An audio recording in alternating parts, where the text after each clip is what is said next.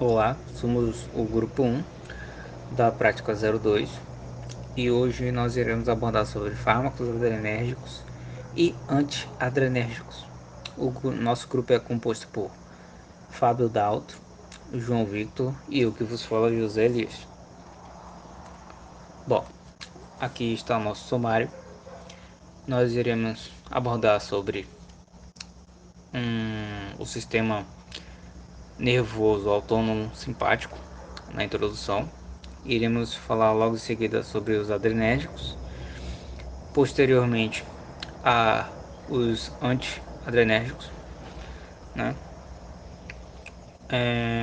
Logo em seguida nós iremos apresentar o caso clínico, depois iremos discutir sobre esse caso clínico e após faremos a conclusão juntamente com a apresentação das referências utilizadas no desenvolvimento do trabalho. Introdução.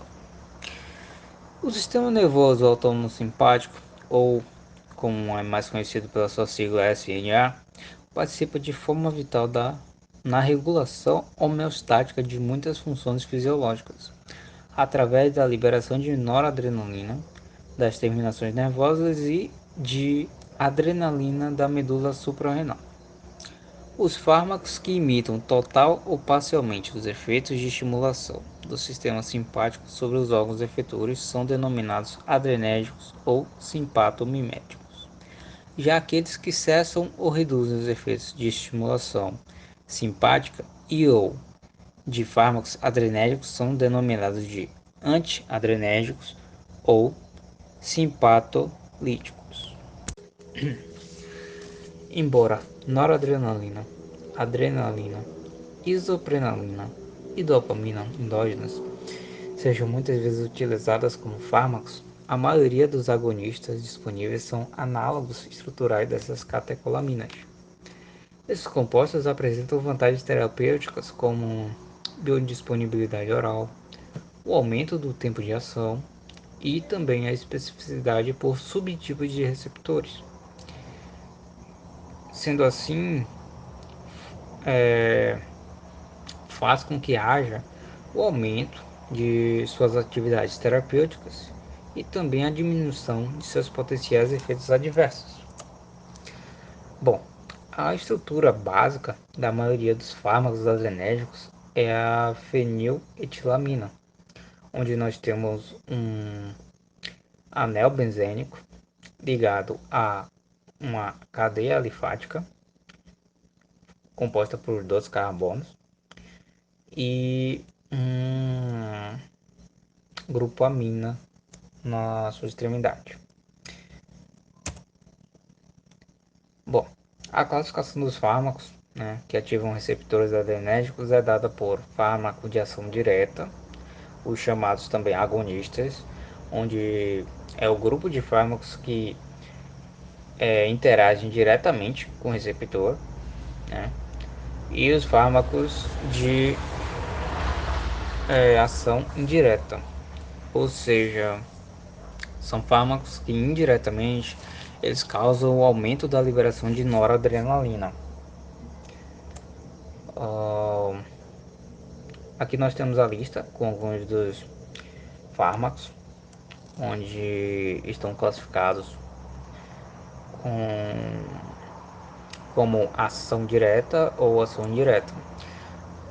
Nos fármacos de ação direta nós temos a noradrenalina e a adrenalina, que são catecolaminas, né, endógenas, e eles fazem parte do grupo de alfa-adrenérgicos, né, que irão interagir com os receptores alfa-adrenérgicos, sendo que a adrenalina ela também pode interagir com alguns tipos de alguns grupos, né, de receptores beta-adrenérgicos. A isoprenalina e a dopamina eles fazem parte do grupo de beta-adrenérgicos. Indo para alguns medicamentos mais específicos, nós temos a dobutamina e também análogos, né? Além de específicos, são análogos. Temos a dobutamina e o prenalterol, que fazem parte do grupo dos beta-1 adrenérgicos, o salbutamol e o fenoterol, que fazem parte do beta-2 adrenérgico, e o BRL 37.444 e o L755.507, que fazem parte dos beta-3 adrenérgicos. De ação indireta, nós temos as feniletilaminas, né? Temos a tiramina, o alfa-metil, os alfa-metis, né, na verdade derivados, como anfetaminas, metanfetaminas e fenterminas. Temos também a efedrina. Aqui nós temos a ressalva que a efedrina ela pode ter tanto ação indireta quanto direta, na verdade. E vai depender muito do sítio de ação onde ela vai estar agindo, né? E temos também do grupo ali das aminas alifáticas, temos a ciclopentamina, né? Um dos, um dos fármacos do grupo de aminas alifáticos. Aqui nós temos a representação da membrana, né? Plasmática, onde nós temos ali o receptor, temos a proteína G e temos a enzima, onde após o recebimento do sinal molecular, né, vai ser transmitido esse sinal para ativar a proteína G e a proteína G irá ativar a enzima para que ocorra a cascata enzimática, né? E aqui abaixo nós temos alguns uh, dos receptores, né? E a qual proteína eles estão acoplados, e em qual tipo de tecido eles são encontrados, né? Aqui nós temos os alfa-1, os receptores alfa-1 adrenérgicos, são acoplados à proteína GQ e se encontram nos músculos lisos, né? A alfa-2, que é acoplada, que são acoplados na verdade à proteína GI, se encontram nos músculos lisos e no neurônio. Temos os beta-1 adrenérgicos, que são acoplados à proteína GS, se encontra no coração. O beta-2, né, adrenérgico acoplado à proteína GS, se encontra no músculo liso e também no coração. E os beta-3 adrenérgicos, que também, né, são acoplados à proteína GS, porém eles são encontrados principalmente nos adipócitos.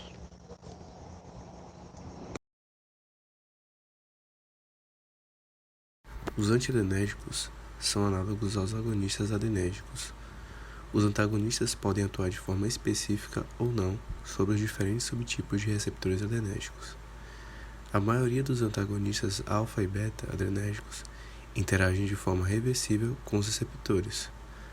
Uma das exceções é a fenoxibenzamina, um antagonista irreversível que se liga covalentemente aos receptores alfa-adrenérgicos. Como exemplo de fármacos antiadrenérgicos temos específicos alfa-1 adrenérgicos, como a prazosina, que é relacionada ao controle de hipertensão, conhecida como cloridrato de prazosina, a doxazosina, o mesilato de doxazosina, é um alfa-bloqueador usado para tratar hipertensão arterial e hiperplasia prostática benigna. Além disso, os específicos alfa-2 adrenérgicos, como a iambina, conhecida como um estimulante sexual masculino. Temos os não seletivos receptores alfa-adrenérgicos, como a fenoxibenzamina, usada terapeuticamente para tratar tumor das glândulas adrenais, como o feocromocitoma, a fentolamina, que promove relaxamento da musculatura lisa e dilatação das artérias penianas, e os derivados ergóticos, que são vasoconstrictores utilizados nas crises de enxaqueca. Temos os inespecíficos beta-1 adrenérgicos de primeira geração. O propranolol é um antihipertensivo indicado para tratamento e prevenção do infarto do miocárdio, angíneas e de arritmias cardíacas. Temos também os antagonistas beta-1 adrenérgicos de segunda geração, como metoprolol ou succinato de metoprolol, é indicado para tratamento da hipertensão arterial. O esmolol, que é utilizado no tratamento de várias doenças do sistema cardiovascular, principalmente taquicardia supraventricular aguda e crise aguda hipertensiva, conhecido como cloridrato de esmolol também. O atenolol também é indicado para tratamento de hipertensão, arritmias e prevenção da angina. Existem também os antagonistas beta-1 adrenérgicos de terceira geração, como o bectasolol ou cloridrato de betaxolol, é utilizado no tratamento de hipertensão arterial. Os antagonistas não seletivos beta-1 adrenérgicos de terceira geração, como exemplo o labetalol, é um vasodilatador indicado para hipertensões leves e moderadas e hipertensão na gravidez. Como antagonistas beta-2 adrenérgicos, temos um exemplo como a budoxamina, que não há uso clínico, é utilizado experimentalmente para teste de atividade de fármacos nos receptores beta-2.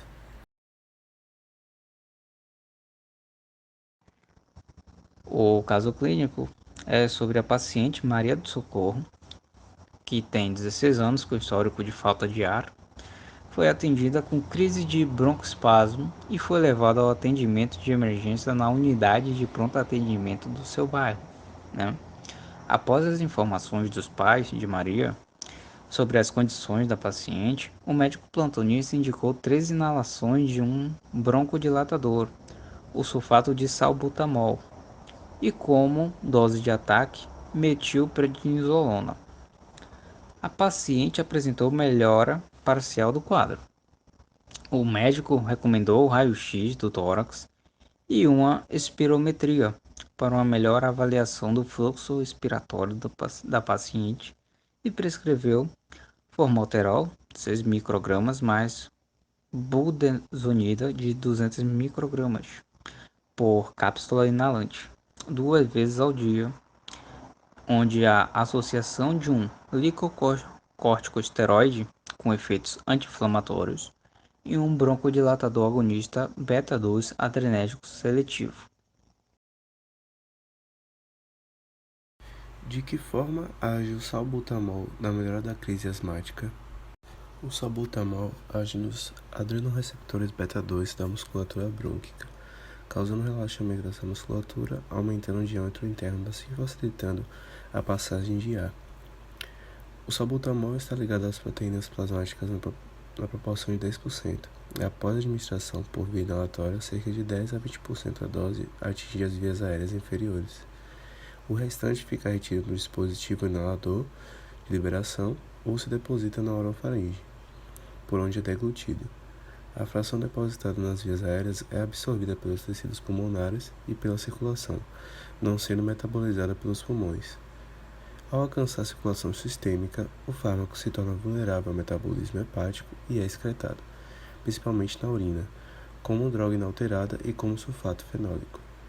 A porção da dose inalada, que é deglutida em seguida, é absorvida pelo trato gastrointestinal e sofre metabolização considerável de primeira passagem. Há sulfato fenólico. Tanto a droga inalterada quanto o conjugado são excretados principalmente na urina. Por que um agonista beta-2 seletivo é mais indicado que um não seletivo? O efeito broncodilatador, que gera o relaxamento do músculo liso brônquico em pacientes com obstrução reversível das vias aéreas, manifesta-se muito rapidamente por um agonista seletivo dos beta-2 adrenérgicos em comparação ao não seletivo. Em doses terapêuticas, esses fármacos atuam nos receptores beta-2 adrenérgicos da musculatura brônquica e têm pouca ou quase nenhuma ação nos receptores beta-1 adrenérgicos do músculo cardíaco, com um tempo estimado de início de ação de até 5 minutos, ou seja, um efeito sistêmico de resposta rápida é essencial para situações de crises agudas.